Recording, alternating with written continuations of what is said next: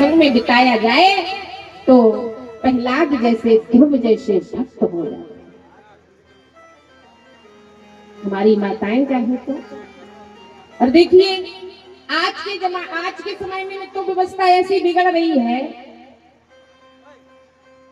संत महात्मा भी जो समाज में संत है, संसार में जो संत हैं, जिनके कारण से ये धरती, जिनके तप से तपस्या से ये धरती टिकी हुई है, वे संत भी गृहस्थ आश्रम से ही प्राप्त होते हैं।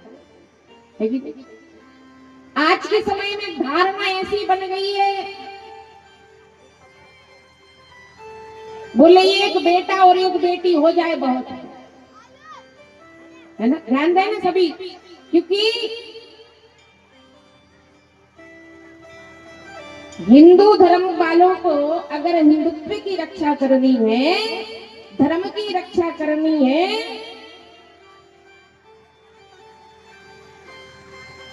तो धर्म की रक्षा के लिए संतों का होना, महात्माओं का होना भी आवश्यक है। और जब समाज में लोग एक बेटा से अधिक बेटे का जन्म ही नहीं होने देंगे तो संत कहां से आएंगे। हम तो ये कहते हैं कि मन में ऐसा भाव आना चाहिए कि अगर हमारे 2 बेटे हो जाएंगे तो एक को ठाकुर जी की सेवा में लगा दें। और डॉक्टर, मास्टर, कलेक्टर, इंस्पेक्टर की तो सब सोचते हैं। कोई भी गृहस्थ आश्रम में रहने वाले ये नहीं सोचते हैं कि हमारे यहाँ एक संत हो जाए, हमारे यहाँ एक साधु हो जाए। कुछ समय बाद तो ऐसा हो जाएगा कि मांगना पड़ेगा, संत महात्मा को मांगना पड़ेगा कि एक बेटा दे दो जिसे हम संत बना लें। पर ऊपर वाले की कृपा है, तुम भले कितनी भी व्यवस्था बनाए रहो, पर संत बनाने से भी नहीं बनते हैं, संत तो बने बनाए आते। तो 3 लजावत देश को कपटी कायर क्रूर, और 3 सजावत देश को सती संत और शूर। धरती में भरती भरी लावर लबदा सूर, और सती संत और शूरमा मिले ढड़ोरे हैं। अगर वो ना हो तो धरती ना रहे है, तो पर संख्या कम हो रही। तो प्रहलाद जी का जन्म हुआ, भागवत जी की कथा है प्रहलाद जी की, और प्रसंग बहुत अधिक है, इसलिए प्रणाम करते हुए प्रहलाद जी की कथा सुन के भक्ति, हृदय में भक्ति पक्की होती है।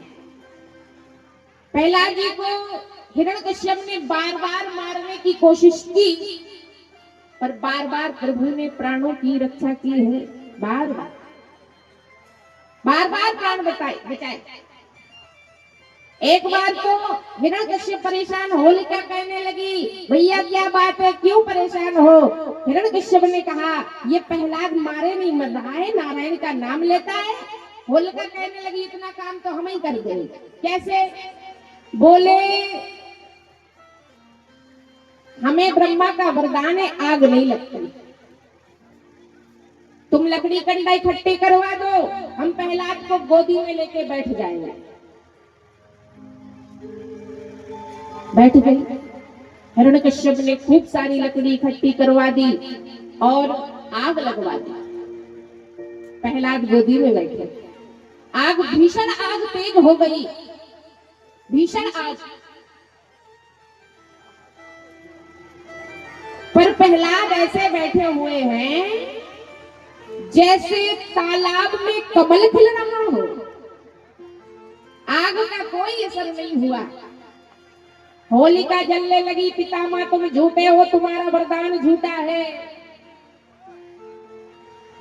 पितामह कहने लगे ना हम झूठे ना वरदान झूठा, तुझे नहीं पता तू किसको जलाना चाहती थी। तिनकी सदा करो रखवाली, जिनी बालक राखे महतारी। ऐसे प्रभु के भक्त को जलाना चाह रहे थे। तुम्हें पता नहीं उनका स्वभाव क्या है। जो अपराध भगत कर करही, राम रोष पावक सो जरही।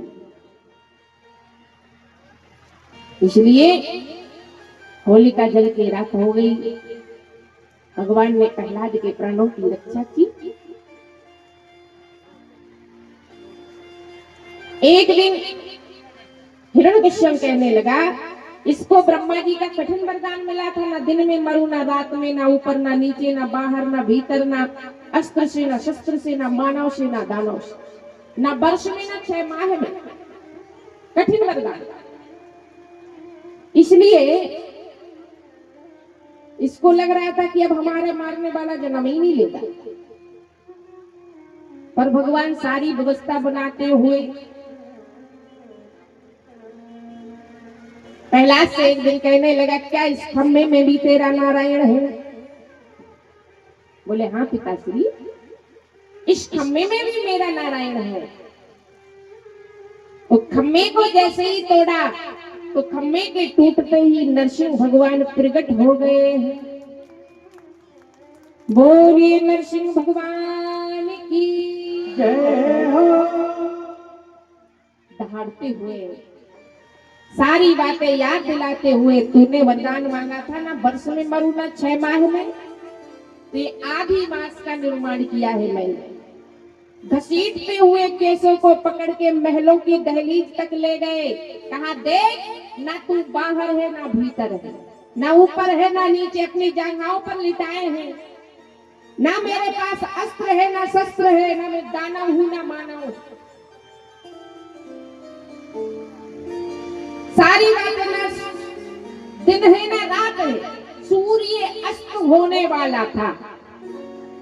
ऐसे समय में भगवान ने और हिरण्यकश्यप का वध कर दिया।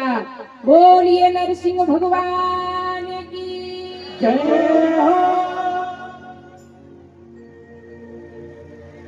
क्रोध शांत नहीं हो रहा। तो नारद जी ने कहा लक्ष्मी मैया से, बोले आप जाओ, हो सकता है आपको देख के इनका क्रोध शांत हो जाए। लक्ष्मी मैया ने हाथ जोड़ लिए, हम नहीं जा सकते। क्यों? ये नारायण नहीं है, नरसिंह है। धरती कांप रही है गर्जना से, किसी की ताकत नहीं पड़ रही भगवान के पास जाने की। तब प्रहलाद से कहा, प्रहलाद तुम जाओ ना। और छोटे से प्रहलाद और नरसिंह भगवान का रूप। प्रहलाद बड़े जल्दी सरकार के पास गए। अब भगवान को क्रोध बहुत आ रहा था, पर प्रहलाद की नजर पड़ी तो गोदी में बिठा लिया। प्रहलाद को गोदी में नरसिंह भगवान गोदी में बिठा लिया। क्रोध अधिक आ रहा था। अब भगवान ने कहा क्रोध भी आ रहा है, मेरा भक्त गोदी में, इसलिए भगवान अपनी जीभा से प्रहलाद को चाटने लगे। और प्रहलाद को जब चाटा तो हृदय में भक्तसल प्रेम जाग गया। इसलिए मेरे सरकार का नाम पड़ गया भक्त वत्सल। बोलिए भक्त वत्सल भगवान की जय। उसी समय से ये पता चल गया है कि मेरे सरकार के हृदय में वो प्रेम भी है जो एक माँ के हृदय में होता है। भोले बाबा ने कहा देवी, एक बार का कारण गोस्वामी जी महाराज कहते हैं, अरे ये की बार का कारण ये हा, जह लगी राम में धरे नर देहा। श्री राम जय राम जय राम, श्री राम जय राम जय राम। एक बारी का कारण ये है, जह लगी राम में धरे नर देहा। श्री राम जय राम जय जय राम, श्री राम जय राम जय जय राम। एक बारी का कारण ये हा जेह लगी राम में धरे नर दे। नारद श्राप दीन इति बारा तेह लगी कोटि कल्पी अवतार। बोले एक बार नारद जी ने श्राप दिया था। गिरिजा मैया चकित हो गई। गिरिजा चकित भई सुन बानी नारद विष्णु भगत पुनि ज्ञानी। बोले बाबा आप क्या कह रहे हैं? देखिए नारद जी हैं पार्वती मैया के गुरु और भगवान भगवान है। पर गिरिजा मैया क्या कह रही है? विश्वास देखिए गुरु के प्रति निष्ठा। गिरिजा मैया कह रही है कि गुरु से तो गलती हो ही नहीं सकती, ये गोविंद से भले हो जाए। गिरिजा मैया कह रही है भोले बाबा से बाबा कहे कारण श्राप मुनि दीना और काय अपराध रमापति कीना। रमा के पति नारायण से क्या अपराध हो गया जिस अपराध के कारण मेरे गुरुजी को श्राप देना पड़ा? वो तो परम ज्ञानी है, उनके भक्त भी है, वो तो दे ही नहीं सकते, कुछ अपराध हुआ हो। भोले बाबा तो मुस्कुरा पड़े कि जय हो देवी जी, मेरे भगवान से अपराध बन सकता है, तुम्हारे गुरु से नहीं बन सकता। बोले नहीं बन सकता। काय अपराध रमापति की ना, रमा के पति से अपराध हो गया हो। भोले बाबा ने कहा बोले बहस महेश तब ज्ञानी मूड ना को, और जह क्षण रघुपति करे सो तह क्षण तह हो। बोले संसार में ना कोई ज्ञानी है ना कोई मूर्ख है। जिस क्षण भगवान जिसको जैसा करना चाहते वो वैसे हो जाते हैं, है नहीं। राम जी के हाथ में ही है सारी चाबी।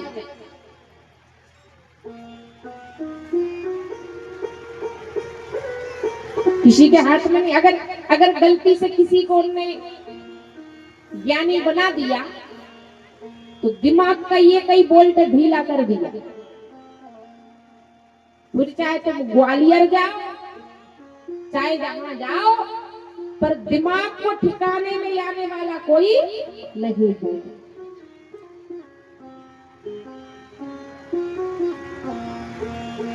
भैया कोई गांजा पी रहा है पर्दे के पीछे, कह देना दूर बैठ के पी लिया करो, तुम ही पियो हमें ना पिलाओ, लेकिन आप ही पियो। जय हो। तो कहीं ना कहीं तो पी रहे हैं। हाँ थोड़े दूर जाके पिया करे गांजा और रुगड़ी। बोलिए राघवेंद्र सरकार की। तो भोले बाबा ने कहा गिरजा चकित भई सुन बानी नारद विष्णु भगत पुनि ज्ञानी। भोले बाबा ने कहा देवी एक बार ऐसा हो गया कि नारद जी का मन भगवान के चरणों में लग गया। नारद जी ने हिमालय गए और हिमालय में सुंदर पर्वत, सुंदर कंदराएं, गुफाएं और सुंदर बहती हुई नदी देखी तो नारद जी का मन भगवान के चरणों में लग गया। किसी ने कहा नारद जी ने सुंदरता को देखा और भगवान के चरणों में मन लग गया। बोले हाँ कैसे? बोले जैसे मकान, अगर किसी का सुंदर मकान बना हो तो लोग पूछते भैया किसने बनाया? बोले वहां से आया था मिस्त्री, उसने बनाया। तो मिस्त्री का ध्यान आया कि नहीं आया? है कि नहीं? मकान की आकृति देखकर मिस्त्री का ध्यान आया, बनाने वाले का। ऐसे भगवान की सुंदर प्रकृति को देखकर भगवान का ध्यान आया नारद जी को। ये सुंदर प्रकृति मेरे सरकार की बनाई हुई है। और ध्यान आया तो भगवान के भजन के लिए बैठ गए। अब जैसे ही भजन के लिए बैठे तो इंद्र को चिंता हो गई। इंद्र को लगा ऐसा ना हो कि हमारी राजगद्दी छीन ले। गद्दी बड़ी प्यारी होती है। तो इंद्र ने क्या किया? कैसी हालत हो गई इंद्र की? गोस्वामी जी कह रहे हैं बोले सू के हाड़ ले भाग सट, स्वांग निरख मृग राज, वो छीन ले जिन जान जड़, तेह निरपति ना लाज। जैसे सू की हड्डी लेकर के कुत्ता भागे, सू के हाड़ ले भाग सट। कुत्ता ने देखा कि हमारे पास सू की हड्डी और शेर आ रहा है, कुत्ता भागता है शेर को देख के सू की हड्डी न छीन ले, जबकि उसे ये सोचना चाहिए कि शेर तो सू की हड्डी को लेगा ही नहीं। ऐसे इंद्र को भी ये विचार करना चाहिए था कि नारद जैसे ऋषि सिंहासन के भूखे नहीं हो सकते, पर उनको लग गई चिंता, न जाने कि क्यों तपस्या कर रहे हैं। तो सू के हाड़ ले भाग सट, स्वांग निरख मृग राज, छीन ले जिन जान जड़, तेह निरपति ना लाज।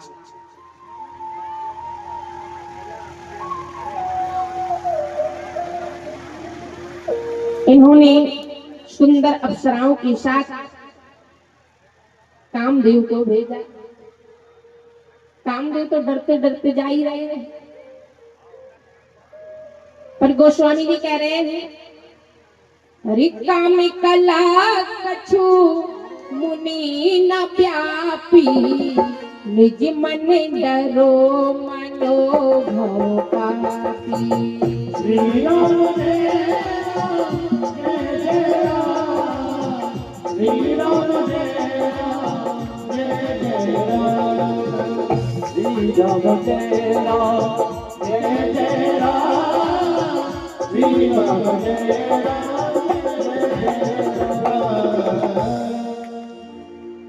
बोले कामे कला कछु मुनि न व्यापी,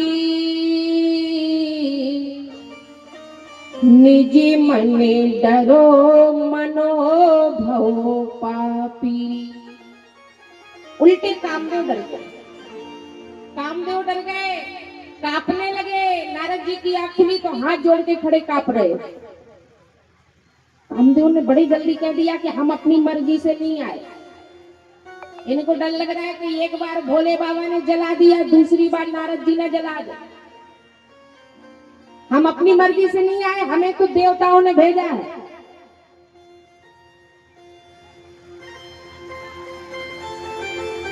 तो नारद जी ने कहा जब अपनी मर्जी से नहीं आए तो डरो मत, हम कुछ नहीं करेंगे।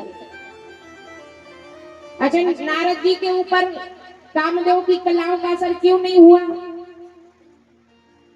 क्योंकि जिस जगह पे नारद जी तपस्या कर रहे थे उसी जगह पे भोले बाबा ने कामदेव को जलाया था। इसलिए भोले बाबा ने कह दिया था कि जो भी इस जगह पे बैठ के भजन करेगा उसके ऊपर कामदेव की कलाओं का असर नहीं होगा। ये शिव पुराण में लिखा है, शिव पुराण में ऐसा लिखा है कि जो उस जगह पे बैठ के भजन करेगा कामदेव की कलाओं का असर नहीं होगा। इसलिए नारद जी पर नहीं हुआ। तो व्यवस्था भगवान की, पर नारद जी को लगा कि हमारी तपस्या इतनी बढ़ गई है कि कामदेव की कलाओं का असर नहीं है। सो नारद जी तो मोह हो गए, ब्रह्मा जी के पास गए। ब्रह्मा जी ने हाल चाल पूछा, नारद जी ने सारा हाल कह दिया और बड़ी जल्दी कह दिया। बोले पितामह, हमने कामदेव को जीत लिया। पितामह कहने लगे, देखो नारद, जो बात तुम हमसे कह रहे हो ये भोले बाबा से न कह देना। अब नारद जी को तो लग रहा कि हम कब कह दें। भोले बाबा के पास पहुंचे, भोले बाबा ने हाल चाल पूछा, नारद जी ने सब कुछ कह के बड़े जल्दी कह दिया हमने कामदेव को जीत लिया। भोले बाबा कहने लगे, नारद जी सावधान हो जाओ, जो बात हमसे कही इन नारायण से न कह देना। नारद जी को तो ऐसे लग रहा कि कब कह दे। सो नारद जी गए, नारायण भगवान बड़े कोटकी, बड़े खिलाड़ी। नारायण भगवान ने जान लिया कि नारद किस हिसाब से आ रहे हैं। तो नारायण भगवान ने क्या किया, इस बार नारद जी आए तो भगवान खड़े हो गए। अरे आइए नारद आइए, बड़े दिन में आए। नारद जी ने कहा तो भगवान खड़े होकर स्वागत कर रहे हैं, लग रहा है कि हमारा पद बढ़ गया। भगवान ने कहा रुक जाओ।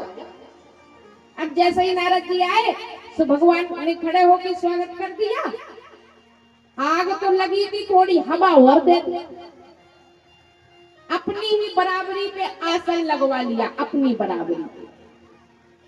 अच्छा ऐसा होता है, जिस चीज का अधिकारी नहीं है मानव, जिस चीज के अधिकारी नहीं हो, क्योंकि किसी किसी की झोली में वही समाएगा जितनी झोली है, और उससे अधिक मिल जाएगा तो संभाल नहीं पाएगा, ठीक है ना।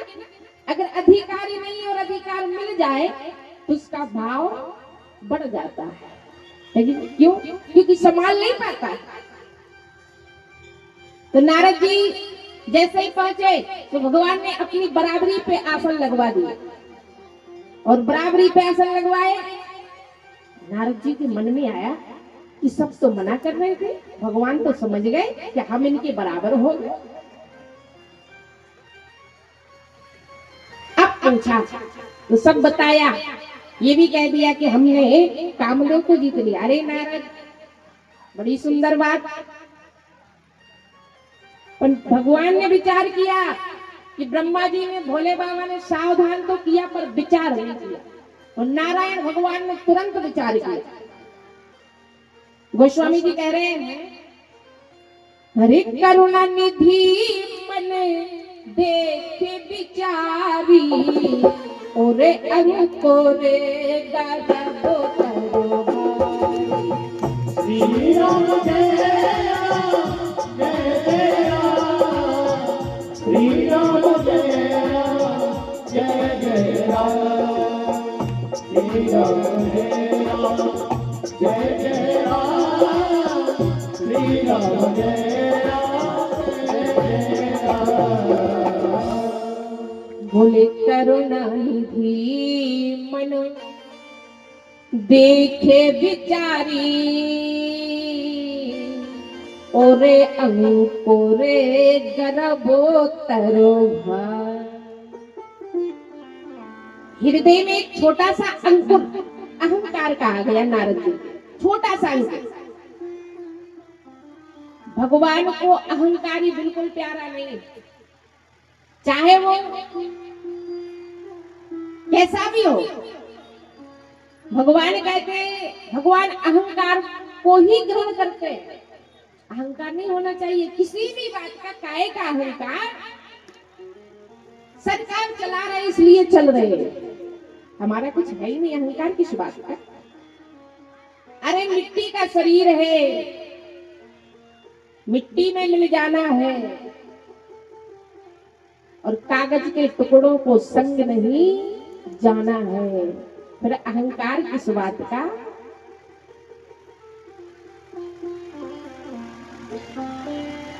नारद जी की हृदय में एक छोटा सा अंकुर हो गया है अहंकार का। भगवान कह रहे आज ही नहीं उखाड़ेंगे तो बड़ा वृक्ष बन जाएगा, फिर कठिनाई होगी।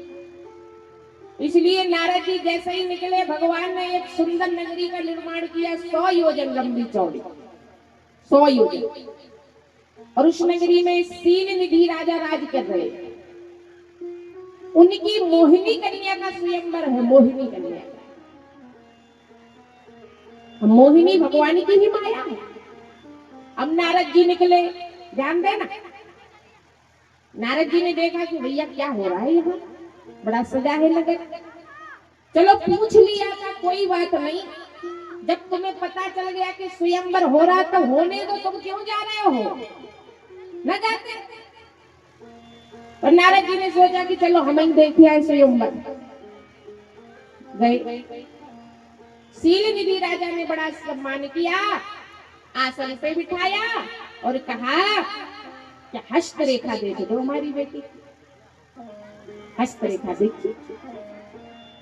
और हस्तरेखा देखी, उनकी हस्तरेखा में लिखा था कि जो यह बरय अमर सोई होई और समर भूमि जीत सके ना कोई। जो इस बेटी का वरण करेगा, ये बेटी जिसको वरण करेगी वो अजर अमर होगा। युद्ध में कोई जीत नहीं पाएगा, तीनों लोकों में पुजेंगे। अब विचार करो, नारद जी ज्योतिषी पंडित हैं, है ना? तो नारद जी को ये भी सोच लेना चाहिए था कि ये सारे लक्षण तो नारायण से मिल रहे हैं, है कि भाई? सोच लेते, ज्योतिष का उपयोग करते और विचार लेते कि ये सारे लक्षण नारायण से मिल रहे हैं। भोले बाबा जब देवी पार्वती की हस्तरेखा देखी तब तो कह दिया कि जो जो वर के दोष बखाने ते सबसे पहले अनुमान। भोले बाबा में हमने देखे ये सारे दोष। तो जब ये मोहिनी कन्या की हस्तरेखा कह रही है तब नारद जी देख लेते तो ये गुण नारायण में है और मान जाते। पर नारद जी ने उल्टा सोचा। नारद जी कह रहे कि अगर ये कन्या हमारा वर्ण कर ले तो हम तीनों लोगों में पुजेंगे, हमें कोई जीत नहीं पाएगा।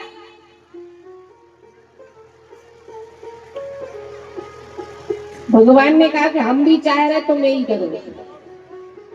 अब नारद जी इधर उधर की बात बता के आए, सोच रहे कहां जाए, क्या करे कि ये मोहिनी कन्या हमें ही मिल जाए।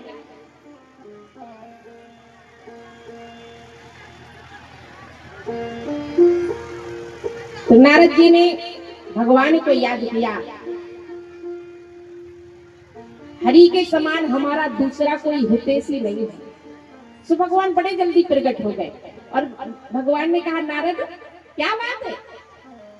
नारद जी कहने लगे, बोले जैसे होए नाथ हित मोरा, करो जतन सो दास में तोरा। जैसे हमारा हित हो जाए। भगवान कहने लगे, तुम हित की बात कर रहे हो, हम परम हित करने वाले हैं। जैसे हो परम हित, सुनो नारद तुम्हारा परम हित करने वाले, तुम चिंता ना करो। भोले बाबा भी सुन रही है बात। भोले बाबा ने मन में विचार कर लिया कि नारायण भगवान कभी झूठ नहीं बोलते, इन्हें कहा है कि हम परम हित करेंगे तो ये करेंगे। हमें देखना है कि विधि क्या है इस परम हित की।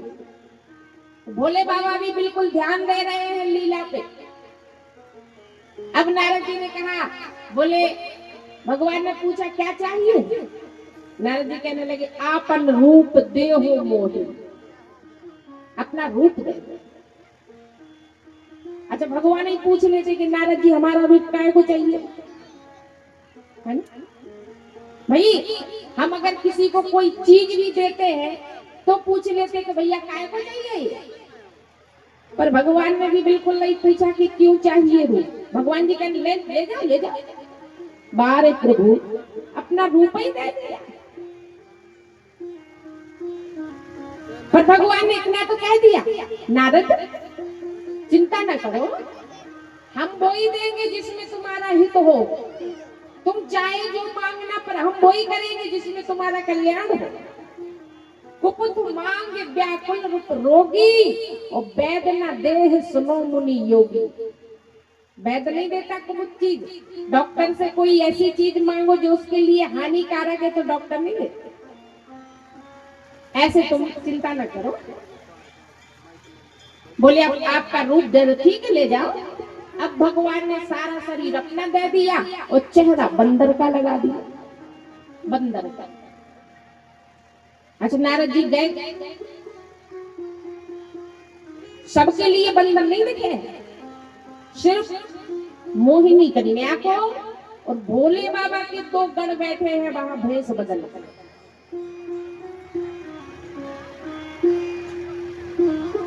उनको, और जब नारद जी देखेंगे तब इन्हें 4 लोगों को दिखे बंदर रूप, सबको नहीं दिखे। भगवान अपने भक्त की हंसी कभी नहीं कराते। सबने तो नारद जी समझ के प्रणाम किया, सभासदों ने। पर भोले बाबा के गढ़ बैठे, उनने कहा, बोले राजकुमार बड़े सुंदर लग रहे हो। अच्छा, नारद जी के पास समय नहीं था कि एक बार चेहरा देख ले आईने में। आज का समय होता तो भले नारद जी मुनि थे, पर एक मोबाइल झोली में जरूर होता। और और भगवान का रूप मिला ये जान के एक सेल्फी भी ले ही लेते, पर वो समय दूसरा था। आज का समय है यंत्र का और वो समय था मंत्र का। तो नारद जी पहुंच गए, भोले बाबा के गणों ने और कह दिया, बोले माला तुम्हें को मिलेगी, तुम बड़े सुंदर लग रहे हो। अब जैसे ही मोहिनी कन्या माला लेके निकली तो नारद जी बैठ रहे और खड़े हो रहे, फिर खड़े हो रहे, फिर बैठ रहे। अब भोले बाबा भी ध्यान दे रहे हैं कैसे हित होने वाला है। जैसे ही मोहिनी कन्या आई तो नारद जी ने देखा मोहिनी कन्या आ रही, खड़े हो गए। पर मोहिनी कन्या ने एक बार देखा और बंदर रूप में देखे तो फिर दोबारा मुड़ के भी नहीं देखे। भोले बाबा कहने लगे, समझ गए कल्याण हो गया, जो तुम्हारा बंदर बन जाएगा तुम्हारी माया उसके तरफ देखेगी भी नहीं। इसलिए भोले बाबा ने विचार कर लिया, इस जन्म में हम बंदर बन के ही आएंगे। नारद जी को दुख हुआ। नारायण भगवान पहुंच गए, मोहिनी कन्या ने उन्हें माला पहनाई और भगवान उनको ले जाते अंतर्ध्यान हो जाते। अब नारद जी को बड़ा दुख हुआ तो भोले बाबा को उन्हीं गणों ने फिर कह दिया, बोले एक बार चेहरा तो देख लो। तो चेहरा देखने गए, जल में बिलोका तो सारा शरीर भगवान का, चेहरा बंदर का। विधि के विधान से कोई नहीं बच सकता। अब नारद जी को क्रोध आ गया। नारद जी कहने लगे कि भगवान स्वतंत्र हैं, तो इसका मतलब ये है कि तुम्हारे मन में जो आए वो करो। नारद जी को क्रोध आ गया। क्रोध में जा रहे तो सबसे पहले भोले बाबा के वही गढ़ फिर मिल गए। सबसे पहले उन्हें श्राप दिया, जाओ निशाचर हो तुम कपटी पापी दो, और हमें हंसे सो लेओ फल, बहुर हंसो ना मुनि को। आज के बाद तुम किसी मुनि को देख के हंसोगे नहीं। श्राप दे दिया है। आगे गए तो मोहिनी कन्या, नारायण भगवान और श्री लक्ष्मी जी सभी मिल गई। नारद जी को क्रोध आ रहा था। अच्छा, क्रोध में आदमी खुद जलता है, सामने वाले को भी जलाता है। क्रोध बड़ा खतरनाक है। एक बार क्रोध आ जाए तो जितना भी जब तक होता है सब नष्ट हो जाता है।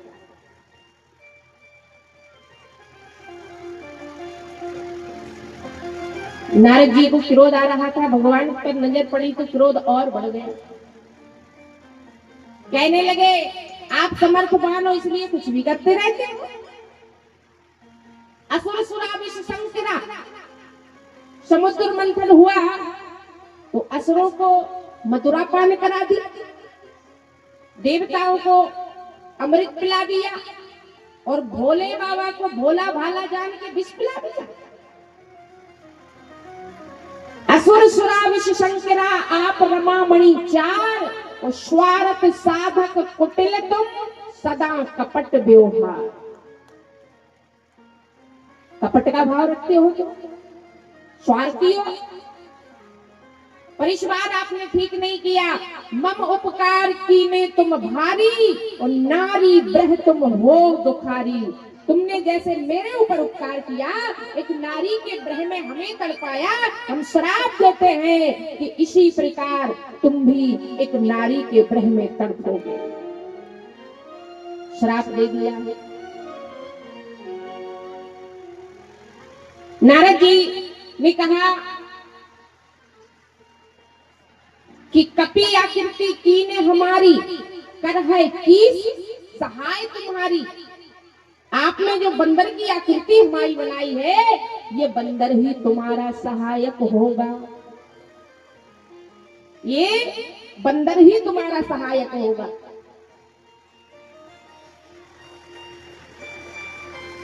श्राप दे दिया भगवान को। भगवान हंसने लगे। लक्ष्मी जी कहने लगी, प्रभु नारद जी श्राप दे रहे हैं, आप हंस रहे हो। भगवान ने कहा कि ये मेरी ही लीला, मेरी ही इच्छा से नारद जी ने श्राप दिया है। और देखिए, नारद जी ने दिया श्राप, हम सबको बन गया वरदान। अगर नारद जी श्राप ना देते तो आज राम जी की कथा ना गाई जा रही होती। तो संतों का श्राप भी वरदान हो जाता है। नारद जी ने श्राप दिया, इसलिए हमें राम प्राप्त हो गए। भोले बाबा ने कहा, देवी इस प्रकार भगवान के जन्म के अनेकों कारण। भोले बाबा ने कहा, देवी एक बार मनु जी महाराज हुए, मनु जिनसे मानव जाति की उत्पत्ति हुई। मनु जी महाराज का जब चौथापन आ गया तो बरबस राज सुतय तब दीना और नारी समेत गबन वन कीना। जबरदस्ती शास्त्र से ऐसी शिक्षा मिलती है कि चौथापन आ जाए, चौथापन लग जाए तो भजन करना शुरू कर दो। संत कहते हैं, संत सदा उपदेश बतावत केस सवई सिर श्वेत भये हैं, और तू ममता अजहय ने छाड़त काल में आप संदेश गए हैं। आज के काल चले उठ मूरत, तेरे ही देखत कितने गए हैं, और सुंदर क्यों नहीं राम सहारत, या जग में फिर कौन रहे हैं। इस संसार में कोई स्थिर नहीं रह सकता है। क्यों नहीं भगवान का भजन कर लेते हो। बालों पे सफेदी आने लगे तो समझ लो कि भजन करना शुरू करना। पर संसार वाले भजन करना शुरू नहीं करते, काली मेहंदी शुरू कर देते हैं। काली मेहंदी संसार वाले कह रहे हम दिखना ही नहीं देंगे कि बाल सफेद तो हो गए, काली मेहंदी हो गई। केश सवई सिर श्वेत भये हैं, तू ममता अजहय नहीं छाड़त। तू अभी तक ममता नहीं त्याग रहा है। अच्छा, बेटा के बेटा हो जाए तो वो कहने लगता है बाबा बाबा बाबा, है ना? क्यों कहता है? बेटे का बेटा यानी नाती कहता है कि दादाजी अब बाबा हो जाओ, समय आ गया है, माला ले लो। तो दादाजी कहते हैं कि थोड़ी और रुक जाओ, अब नाती का ब्याह और हो जाए, पंती देख ले। या बेटी के बेटा हो गया तो वो कहने लगता है, बोले ना ना ना ना ना ना, ये हो तो जाते, पर बेटी का बेटा कह रहा कि अभी ना हो बाबा। भजन करना कोई सरल बात नहीं। भजन करे, भक्ति करे कोई सूरमा, तजे धर्म कुल दो। भक्ति ऐसे ही नहीं होती, सब खोना पड़ता है। कहते ना, हरि बिना मौसम कोकिला कंठ से गूंजा नहीं जाता, जहां अनुराग पलता हो वहां दूजा नहीं जाता। विभीषण राम के भक्त हैं ये जानते हैं सब, मगर जो देशद्रोही हो उसे पूजा नहीं जाता, मगर जो देशद्रोही हो उसे पूजा नहीं जाता। प्रेम गली अति साकरी या में दो ना समा। जो भगवान से प्रेम करता है उसके जीवन में दूसरा कोई रह नहीं सकता है। धीरे धीरे वो अलग कर देते हैं। तजे पिता प्रहलाद भरत महतारी,